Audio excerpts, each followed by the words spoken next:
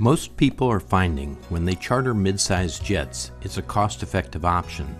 For instance, the 8-passenger Citation XL provides plenty of legroom and sliding headrests, fold-out tables, 2 air conditioning systems, and a private lavatory. And there's plenty of room for golf bags and a set of skis. This jet can fly over 1,700 nautical miles and reach a cruise altitude in only 18 minutes. People charter mid-sized jets for comfort, speed, and because they're fuel efficient. The 8-passenger Learjet 60 is another popular option, offering ample space and legroom, as well as fold-out tables and a private lavatory. Some Learjet 60s have a microwave, coffee maker, and radiophone. In less than 14 minutes, it can fly to 43,000 feet and reach speeds of over 500 knots, and has the ability to fly non-stop across the country.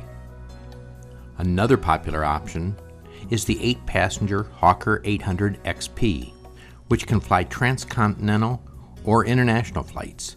For instance, the Hawker 800 XP can fly non-stop from Los Angeles to New York. In just 20 minutes, the aircraft can climb to 37,000 feet.